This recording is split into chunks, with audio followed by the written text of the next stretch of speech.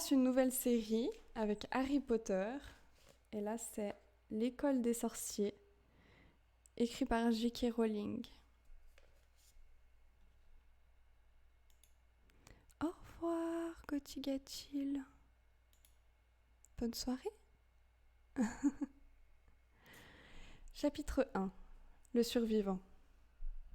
Monsieur et Madame Dursley, qui habitaient au 4 Private Drive, avaient toujours affirmé avec la plus grande fierté qu'ils étaient parfaitement normaux, merci pour eux.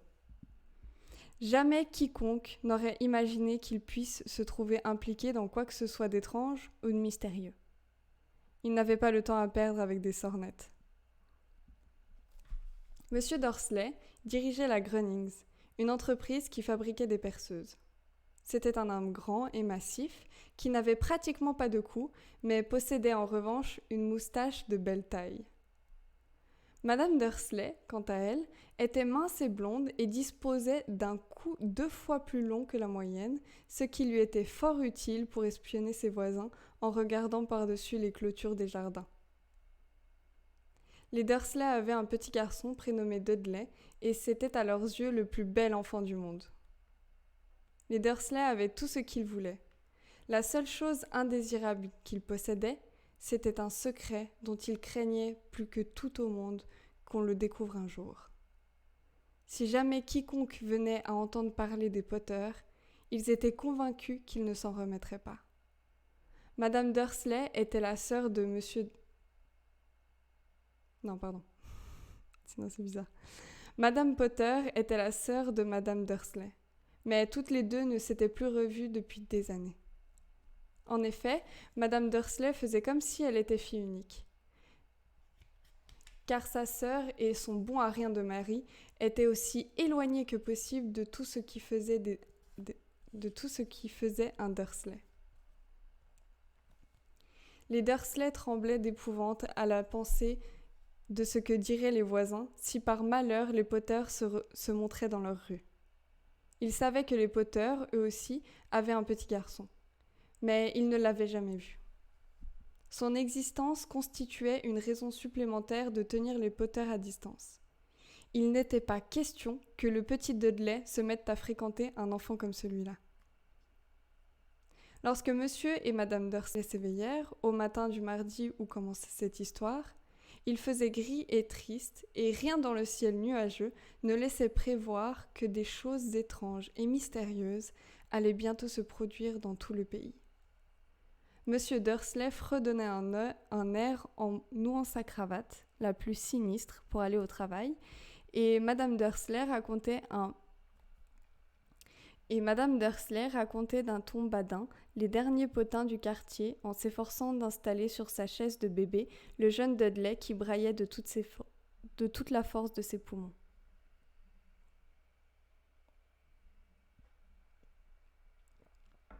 Bonne nuit, Lord. Aucun d'entre eux ne remarqua le gros Aucun d'eux ne remarqua le gros hibou au plumage mordoré qui volta devant la fenêtre. Putain, j'ai du mal.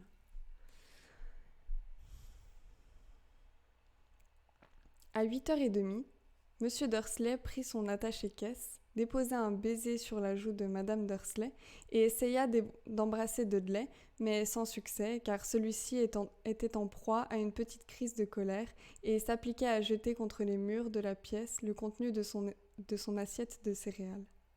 « Sacré petit bonhomme !» gloussa Monsieur Dursley en quittant la maison. Il monta dans sa voiture et recula le long de l'allée qui menait à sa maison. Ce fut au coin de la rue qu'il remarqua pour la première fois un détail insolite. Un chat qui lisait une carte routière. Pendant un instant, Monsieur Dursley ne comprit pas très bien ce qu'il venait de voir. Il tourna alors la tête pour regarder une deuxième fois. Il y avait bien un chat tigré, assis au coin de Private Drive, mais pas la moindre trace de carte routière. Qu'est-ce qui avait bien pu se passer par la tête ? Il avait dû se laisser abuser par un reflet du soleil sur le trottoir. Monsieur Dursley cligna des yeux et regarda fixement le chat. Celui-ci soutint son regard. Tandis qu'il tournait le coin de la rue et s'engageait sur la route, Monsieur Dursley continua d'observer le chat dans son rétroviseur. L'animal était en train de lire la plaque qui indiquait « Private Drive ». Mais non, voyons, il ne lisait pas, il regardait la plaque. Les chats sont incapables de lire des cartes ou des écriteaux. Monsieur Dursley se ressaisit et chassa le chat tigré de son esprit. Durant le trajet qui menait à la ville, il concentra ses pensées sur la grosse commande de perceuse qu'il espérait obtenir ce jour-là. Mais lorsqu'il parvint aux abords de la ville, quelque chose d'autre chassa les perceuses de sa tête. Assis au milieu des habituels embouteillages du matin, il fut bien forcé de remarquer la présence de plusieurs passants vêtus d'une étrange façon. Ils portaient des capes. Monsieur Dursley ne supportait pas les gens qui s'habillaient d'une manière extravagante. Les jeunes avaient parfois de ces accoutrements, et il pensa qu'il s'agissait d'une nouvelle mode particulièrement stupide.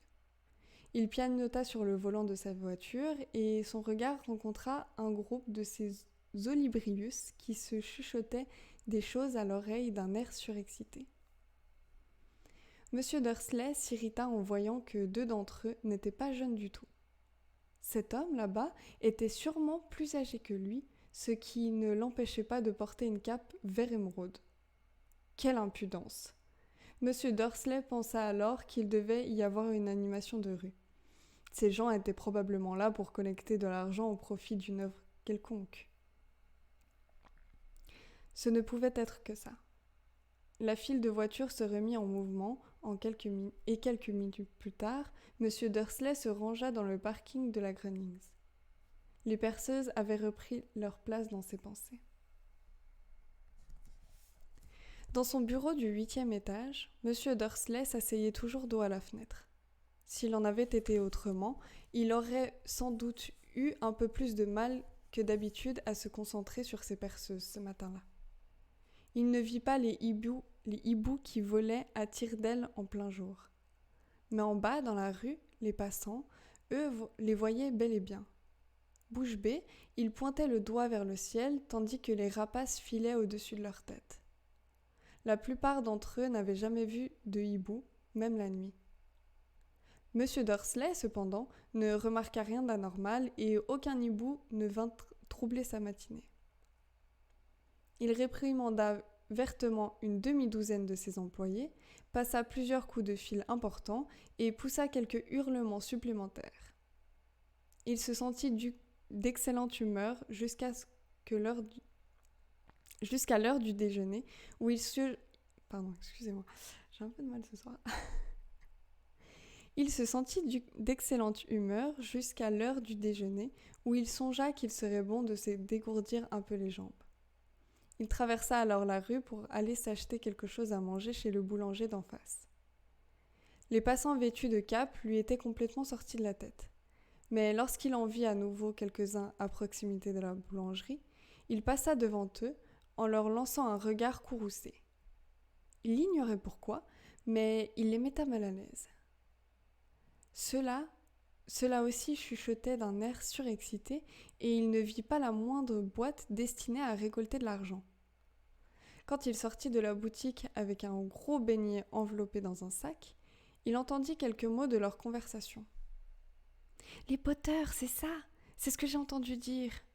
Oui, leur fils Harry. » Monsieur Dursley s'immobilisa, envahi par une peur soudaine. Il tourna la tête vers les gens qui chuchotaient, comme s'il s'apprêtait à leur dire quelque chose, mais il se ravisa. Il traversa la rue en toute hâte, se dépêcha de remonter dans son bureau, ordonna d'un ton sec à sa secrétaire de ne pas le déranger, saisit son téléphone et avait presque fini de composer le numéro de sa maison lorsqu'il changea d'avis. Il reposa le combiné et se caressa la moustache. Il réfléchissait. Non, décidément, il était idiot. Potter n'était pas un nom si rare. On pouvait même être sûr qu'un grand nombre de Potter avaient un fils prénommé Harry. Et quand il y repensait, il n'était même pas certain que son neveu se prénomme véritablement Harry. Il n'avait même jamais entendu cet enfant. Il n'avait même jamais vu cet enfant. Après tout, il s'appelait peut-être Harvey ou Harold. Il était inutile de s'inquiéter, mais Madame Dursley pour si peu. Il était inutile d'inquiéter Madame Dursley pour si peu. Toute allusion à sa sœur la mettait dans un tel état, et il ne pouvait pas lui en vouloir. Si lui-même avait eu une sœur comme celle-là, enfin, quand même, tous ces gens vêtus de capes. Cet après-midi-là, il fut beaucoup plus difficile de se concentrer sur ses perceuses, et lorsqu'il quitta les bureaux à 5 heures, il était encore si préoccupé qu'il heurta quelqu'un devant la porte. Navré, grommela-t-il au vieil homme minuscule qu'il avait manqué de faire tomber.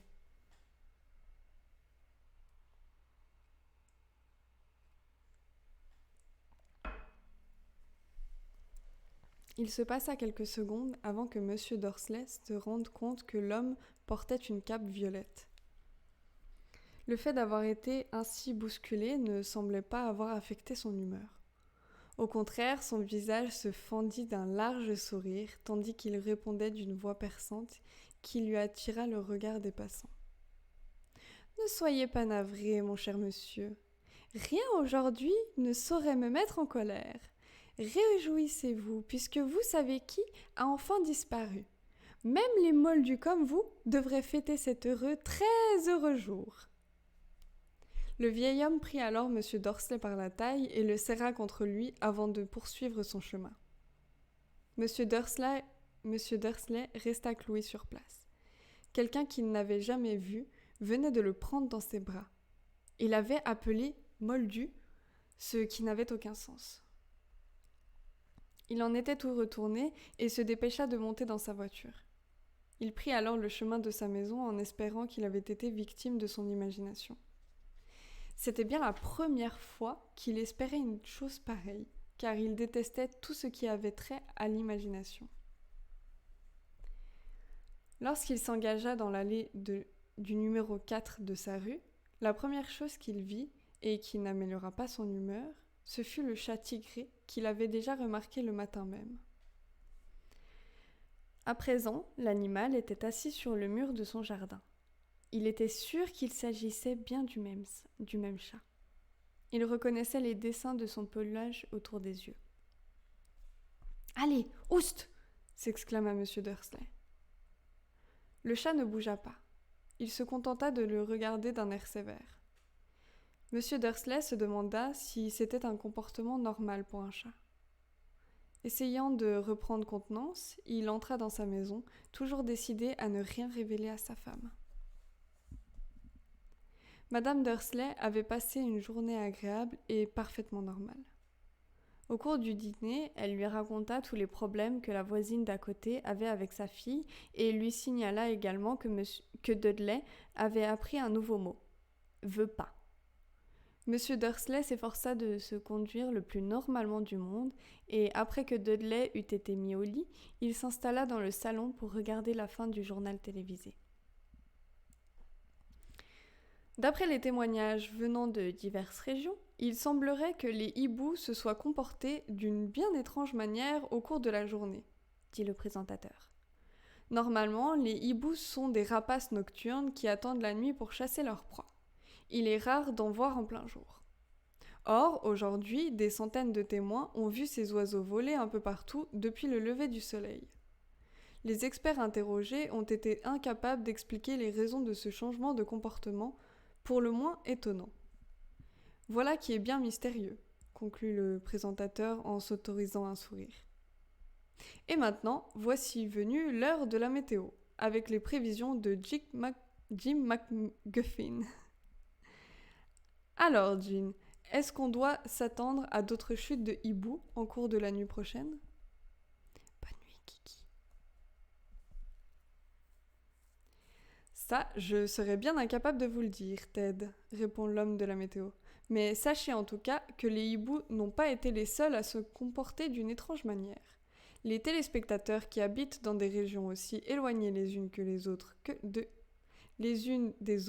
que le Kent, le Yorkshire et la côte est de l'Écosse m'ont téléphoné pour me dire qu'au lieu des averses que j'avais prévues aujourd'hui, ils ont vu de véritables pluies d'étoiles filantes. Peut-être s'agissait-il de feux de joie, bien que ce ne soit pas encore la saison. Quoi qu'il en soit, vous pouvez être sûr que le temps de la nuit prochaine sera très humide. Monsieur Dursley se figea dans son fauteuil. Des pluies d'étoiles filantes sur tout le pays, des hiboux qui volent en plein jour, des gens bizarres vêtus de capes, et ces murmures sur les poteurs. Madame Dursley entra dans le salon avec 2 tasses de thé. Décidément, il y avait quelque chose qui n'allait pas. Il fallait lui en parler. Monsieur Dursley, un peu nerveux, s'éclaircit la gorge. Pétunia, ma chérie, dit-il, tu n'as pas eu de nouvelles de ta sœur récemment. Comme il s'y attendait, son épouse parut choquée et furieuse. Elle faisait toujours semblant de ne pas avoir de sœur. Non, répondit-elle sèchement. Pourquoi ? Ils ont dit un truc bizarre à la télé, grommela monsieur Dursley. Des histoires de hiboux, d'étoiles filantes. Et il y avait tout un tas de gens qui avaient un drôle d'air aujourd'hui. Et alors ? Lança madame Dursley. Rien, je me disais que peut-être ça avait quelque chose à voir avec sa bande. Madame Dursley retroussait les lèvres en buvant son thé à petites gorgées. Son mari se demanda s'il allait oser lui raconter qu'il avait entendu prononcer le nom de Potter. Il préféra s'abstenir. D'un air aussi détaché que possible, il dit « Leur fils, il a à peu près le même âge que Dudley, non ? J'imagine, répliqua madame Dursley avec raideur. Comment s'appelle-t-il déjà ? Howard, c'est ça ? Harry, un nom très ordinaire, très désagréable, si tu veux mon avis. Ah oui, répondit monsieur Dursley en sentant son cœur s'arrêter. Oui, je suis d'accord avec toi. Il ne dit pas un mot de plus à ce sujet, tandis qu'il montait les escaliers pour aller se coucher. Pendant que madame Dursley était dans la salle de bain, monsieur Dursley se glissa vers la fenêtre de la chambre et jeta un coup d'œil dans le jardin. Le chat était toujours là. Il regardait dans la rue comme s'il attendait quelqu'un. Monsieur Dursley imaginait-il des choses ? Tout cela avait-il un lien avec les Potter ? Si c'était le cas, s'il s'avérait qu'ils étaient parents avec des... Non, il ne supporterait jamais. Les Dursley se mirent au lit. Madame Dursley s'endormit très vite, mais son mari resta éveillé, retournant dans sa tête les événements de la journée. La seule pensée qui le consola avant de sombrer enfin dans le sommeil, ce fut que même si les Potter avaient vraiment quelque chose à voir avec ce qu'il s'était passé, il n'y avait aucune raison pour que lui et sa femme en subissent les conséquences. Les Potter savaient parfaitement ce que Pétunia et lui pensaient des gens de leur espèce, et ils ne voyaient pas comment tous deux pourraient être mêlés à ces histoires. Il bâilla et se retourna. Rien de tout cela ne pouvait les affecter. Et il avait grand tort de penser ainsi.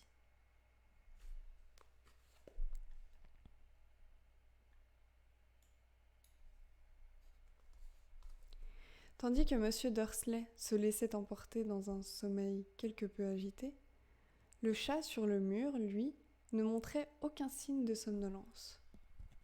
Il restait assis, immobile comme une statue, fixant de ses grands yeux ouverts le coin de Private Drive.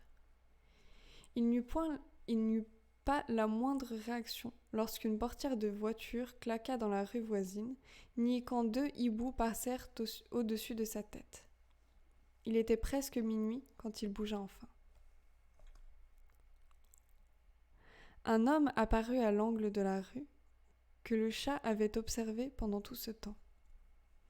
Il apparut si soudainement et dans un tel silence qu'il semblait avoir jailli du sol. La queue du chat frémit, ses yeux se rétrécirent. On n'avait encore jamais vu dans Private Drive quelque chose qui ressemblât à cet homme. Il était grand, mince et très vieux, à en juger par la couleur argentée de ses cheveux et de sa barbe qui lui descendait jusqu'à la taille. Il était vêtu d'une longue robe, d'une cape violette qui balayait le sol et chaussé de bottes à hauts talons munis de boucles. Ses yeux bleus et brillants étincelaient derrière ses lunettes en demi-lune et son long nez crochu donnait l'impression d'avoir été cassé au moins 2 fois. Cet homme s'appelait Albus Dumbledore. Albus Dumbledore n'avait pas l'air de se rendre compte qu'il venait d'arriver dans une rue où tout en lui, depuis son nom jusqu'à ses bottes, ne pouvait être qu'indésirable. Il était occupé à chercher quelque chose dans sa longue cape, mais sembla s'apercevoir qu'il était observé, car il leva brusquement les yeux vers le chat, qui avait toujours le regard fixé sur lui, à l'autre bout de la rue. Pour une raison quelconque, la vue du chat parut l'amuser.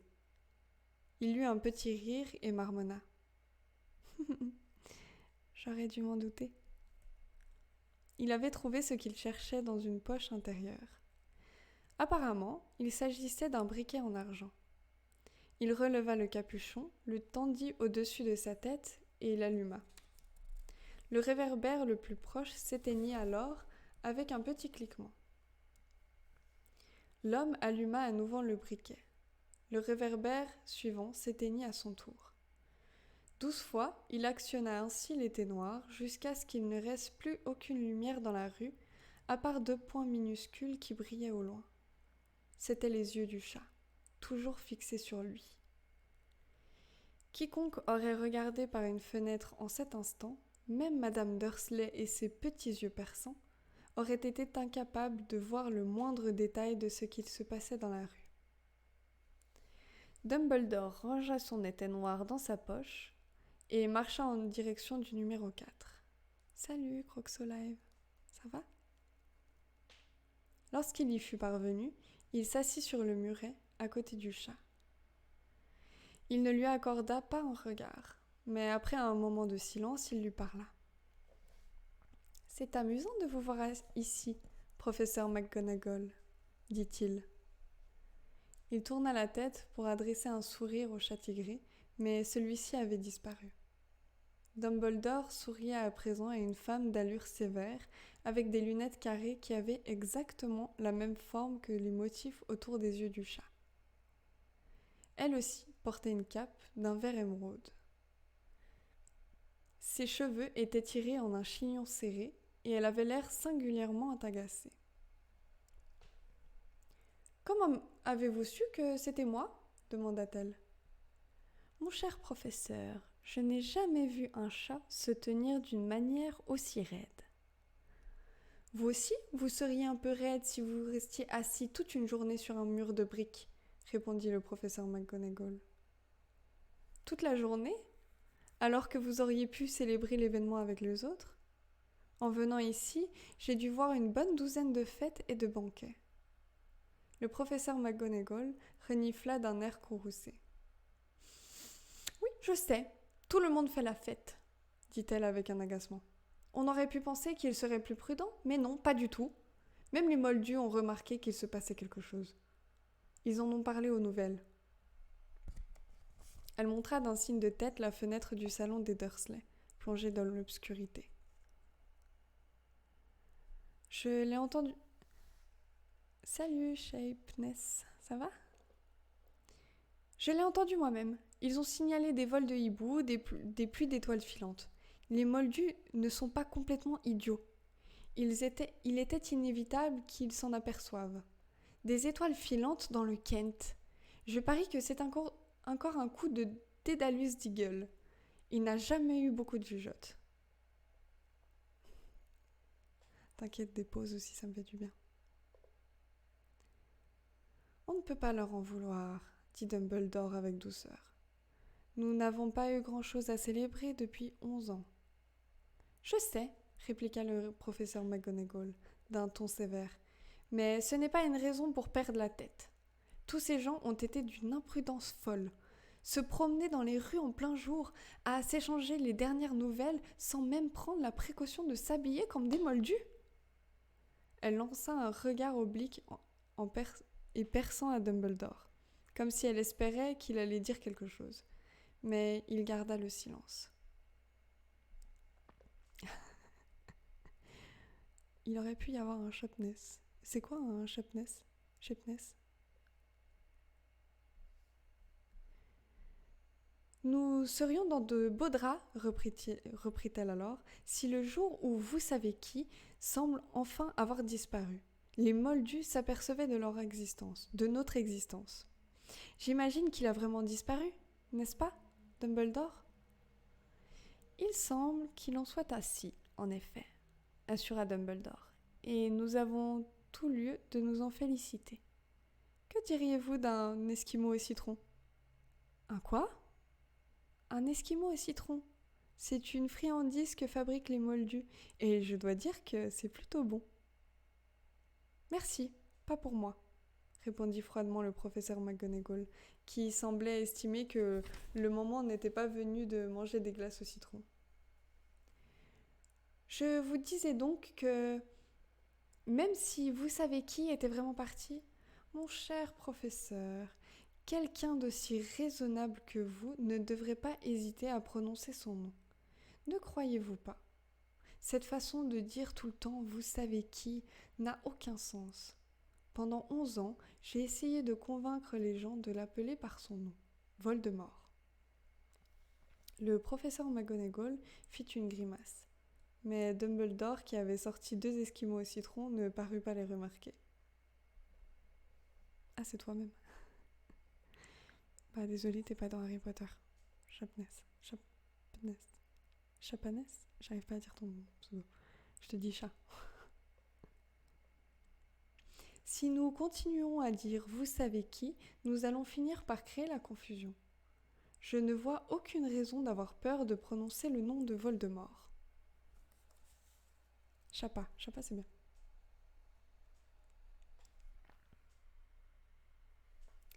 Je sais bien que vous n'en voyez pas, répliqua le professeur McGonagall qui semblait moitié exaspérée, moitié admirative. Pardon. Mais vous êtes différent des autres. Tout le monde sait que vous êtes le seul à avoir jamais fait peur à vous savez qui, ou à Voldemort si vous y tenez. Vous me flattez, dit Dumbledore d'une voix très tranquille. Voldemort dispose de pouvoirs que je n'ai jamais eus. C'est simplement parce que vous avez trop peur de noblesse pour en faire usage. Heureusement qu'il fait nuit. Je n'ai jamais autant rougi depuis le jour où Madame Pomme Fraîche m'a dit qu'elle trouvait mes nouveaux cache-oreilles ravissants. Le professeur McGonagall lança un regard perçant à Dumbledore.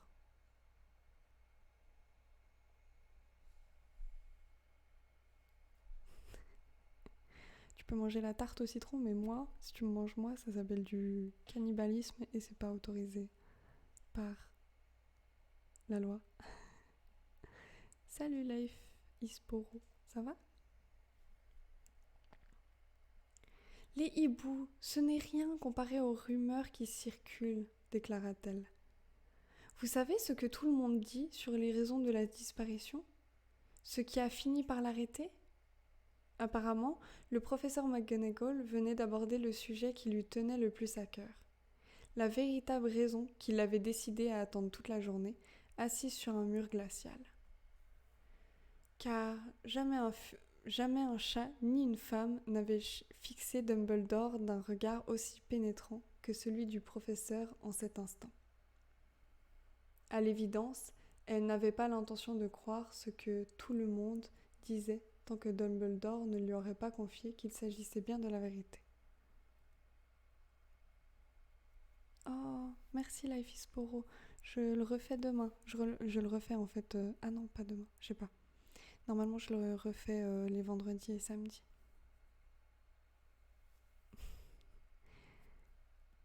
E.T. D'accord. Bonne soirée. Bisous.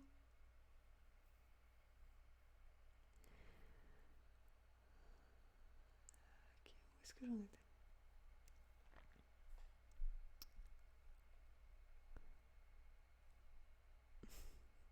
Merci Chapa.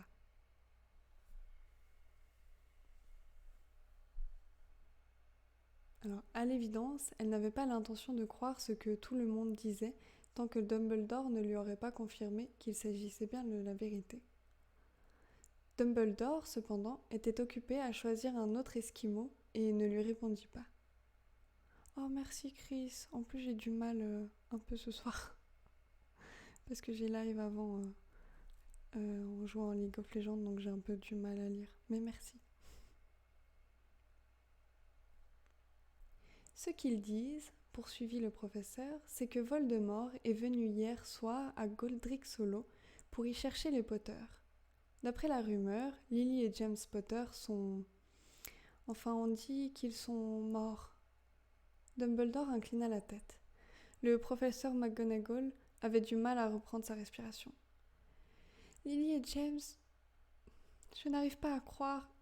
Je ne voulais pas l'admettre. Oh, Albus. Dumbledore tendit la main et lui tapota l'épaule. Je sais, dit-il gravement. Et ce n'est pas tout, reprit le professeur McGonagall d'une voix tremblante. On dit qu'il a essayé de tuer Harry, le fils des Potter, mais il en a été incapable. Il n'a pas réussi à supprimer ce bambin. Personne ne sait pourquoi ni comment, mais tout le monde raconte que lorsqu'il a essayé de tuer Harry Potter sans y parvenir, le pouvoir de Voldemort s'est brisé, pour ainsi dire. Et c'est pour ça qu'il a disparu. Dumbledore hocha la tête d'un air sombre. Salut, Jay. Ouais, Westgamer. Merci à toi. C'est vrai, redouilla le professeur McGonagall. Après tout ce qu'il a fait, tous les gens qu'il a tués, il n'a pas réussi à tuer un petit garçon. C'est stupéfiant. Rien d'autre n'avait pu l'arrêter. Mais au nom du ciel, comment se fait-il que Harry ait pu survivre ? On ne peut faire que des suppositions, répondit Dumbledore. On ne saura peut-être jamais. Le professeur McGonagall sortit un mouchoir en dentelle et s'essuya les yeux sous ses lunettes.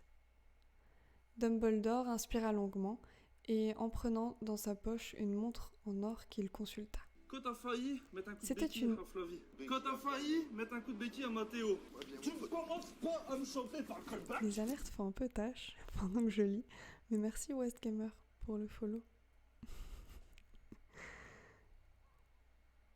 J'ai beaucoup d'alertes, si jamais. J'en ai à peu près 23, donc faites-vous plaisir.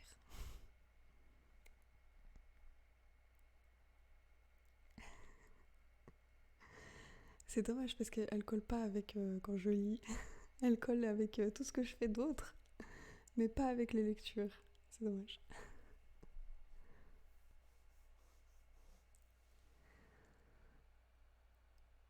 Le professeur McGonagall... Pardon, j'ai déjà lu. C'était une montre très étrange. Elle avait 12 aiguilles, mais pas de chiffres. À la place, il y avait de petites planètes qui tournaient au bord du cadran. Tout cela devait avoir un sens pour Dumbledore, car il remit la montre dans sa poche en disant « Hagrid est en retard. Au fait, j'imagine que c'est lui qui vous a dit que je serais ici ?»« Oui, » admit le professeur McGonagall. « Et je suppose que vous n'avez pas l'intention de me dire pour quelle raison vous êtes venu dans cet endroit précis. » « Je suis venu confier Harry à sa tante et à son oncle. C'est la seule famille qui lui reste désormais. »« Vous voulez dire que... Oh non, ce n'est pas possible, pas les gens qui habitent dans cette maison !» s'écria le professeur McGonagall en se levant d'un bond, le doigt pointé sur le numéro 4 de la rue. « Dumbledore, vous ne pouvez pas faire une chose pareille. Je les ai observés toute la journée. On ne peut pas imaginer des gens plus différents de nous. En plus, ils ont un fils. Oh, je l'ai vu donner des coups de pied à sa mère tout le long de la rue en hurlant pour réclamer des bonbons. Harry Potter, venir vivre ici. C'est le meilleur endroit pour lui, répliqua Dumbledore d'un ton ferme. Son oncle et sa tante lui expliqueront tout quand il sera plus grand. Je leur ai écrit une lettre. Une lettre ? Répéta le professeur McGonagall d'une voix éteinte en se rasseyant sur le muret. Dumbledore, vous croyez vraiment qu'il est possible d'expliquer tout cela dans une lettre ? Des gens pareils seront incapables de comprendre ce garçon. Il va devenir célèbre, une véritable légende vivante. Je ne serais pas étonnée que la date d'aujourd'hui devienne dans l'avenir la fête d'Harry Potter. On écrira des livres sur lui. Tous les enfants de notre monde connaîtront son nom. C'est vrai, dit Dumbledore en la regardant d'un air très sérieux par-dessus ses lunettes en demi-lune. Il y aurait de quoi tourner la tête de n'importe quel enfant. Être célèbre avant même d'avoir appris à marcher et à parler. Célèbre pour quelque chose dont il ne serait même pas capable de se souvenir. Ne comprenez-vous pas qu'il vaut beaucoup mieux pour lui qu'il grandisse à l'écart de tout cela jusqu'à ce qu'il soit prêt à l'assumer ? Le professeur McGonagall ouvrit la bouche. Elle parut changer d'avis, avala sa salive et répondit « Oui, bien sûr, vous avez raison. Mais comment cet enfant va-t-il arriver jusqu'ici, Dumbledore ?» Elle regarda soudain sa cape comme si elle pensait que Harry était peut-être caché dessous. « C'est Hagrid qui doit l'emmener, » dit Dumbledore. « Et vous croyez qu'il est sage de confier une tâche aussi importante à Hagrid ? » « Je confierai ma propre vie à Hagrid, » assura Dumbledore. « Je ne dis pas qu'il manque de cœur, » répondit le professeur McGonagall avec réticence, « mais reconnaissez qu'il est passablement négligent. Il a tendance à... Qu'est-ce que c'est que ça ? » Un grondement sourd avait brisé le silence de la nuit.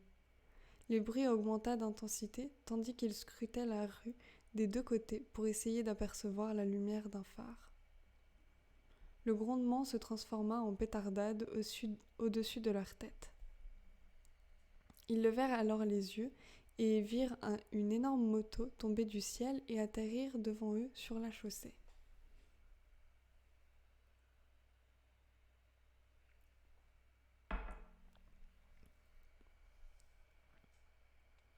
La moto était énorme, mais ce n'était rien comparé à l'homme qui était assis dessus. Oui, j'ai besoin d'eau. Il était à peu près 2 fois plus grand que la moyenne et au moins 5 fois plus large. Il était même tellement grand qu'on avait de la peine à le croire. On aurait dit un sauvage avec ses cheveux noirs en broussailles, sa barbe qui cachait presque entièrement son visage. Je t'assure, il est neigé de renouvelable, mais je suis pour. Mille de Dieu, je l'ai chargé, nom de Dieu. Merci pour le follow Blacklist. Installe-toi, endors-toi avec ces belles alertes. Oh non, j'ai fait une tache de fraise molle sur ma cravate LED. Merci Chris pour le follow. Installe-toi, bienvenue. Vous me dites si les alertes sont un peu fortes.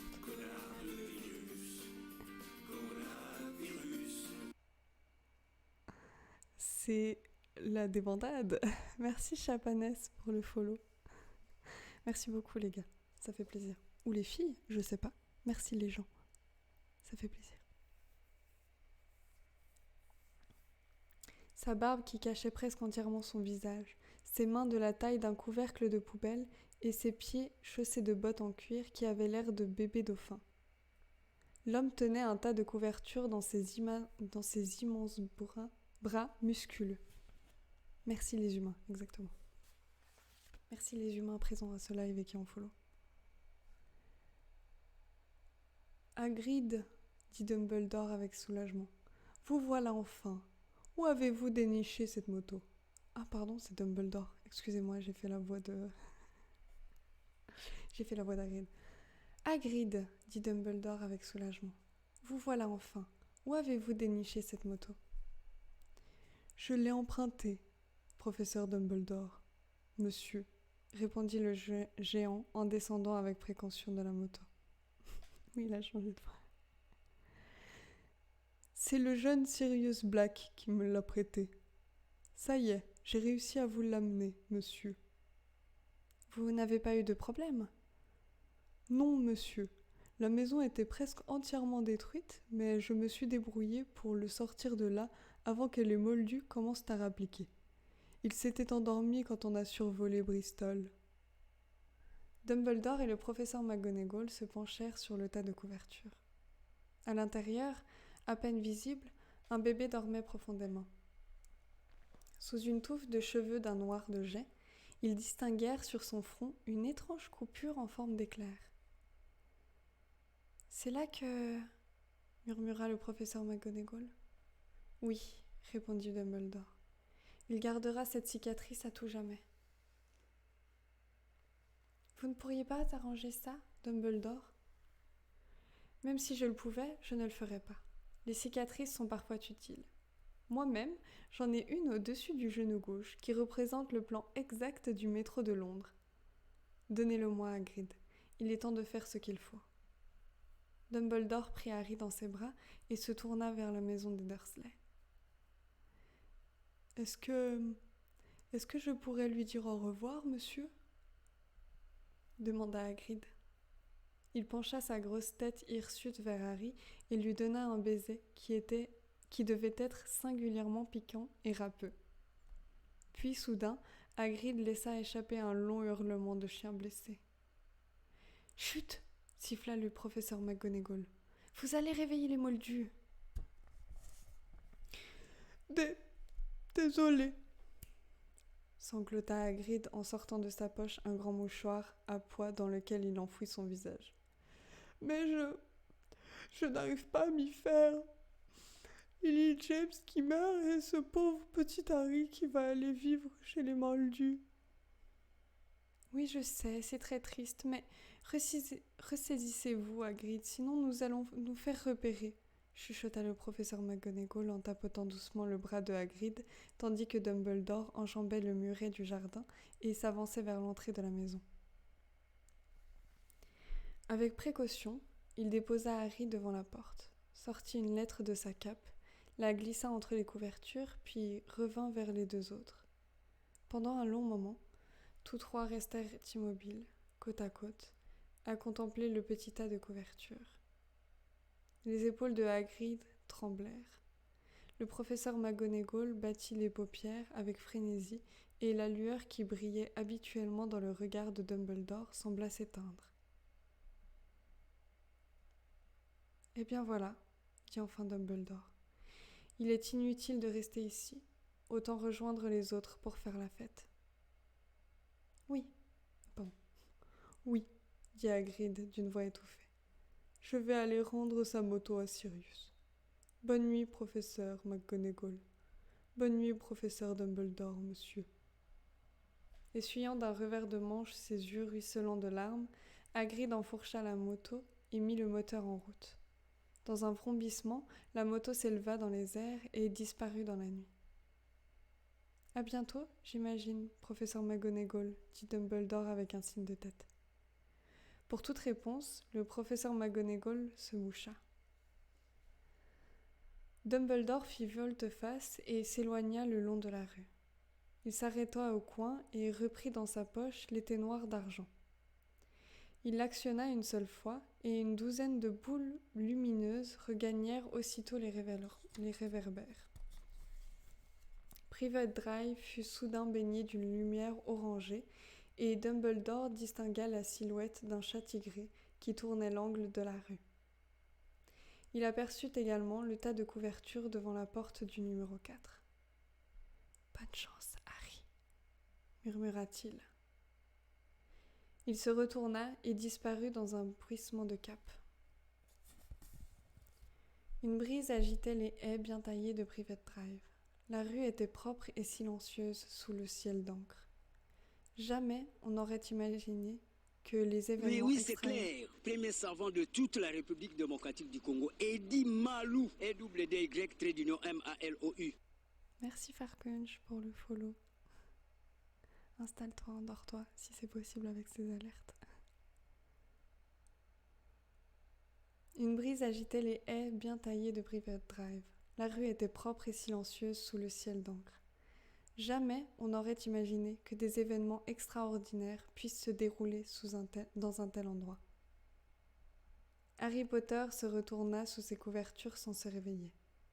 Sa petite main se referma sur la lettre posée à côté de lui et il continua de dormir sans savoir qu'il était un être exceptionnel, sans savoir qu'il était déjà célèbre, sans savoir non plus que dans quelques heures, il serait réveillé par le cri de Madame Dursley qui ouvrirait la porte pour sortir les bouteilles de lait et que pendant des semaines, il serait piqué et pincé par son cousin Dudley. Il ne savait pas davantage qu'en ce moment même, des gens s'étaient rassemblés en secret dans tout le pays et qu'ils levaient leurs verres en murmurant « À la santé d'Harry Potter, le survivant !»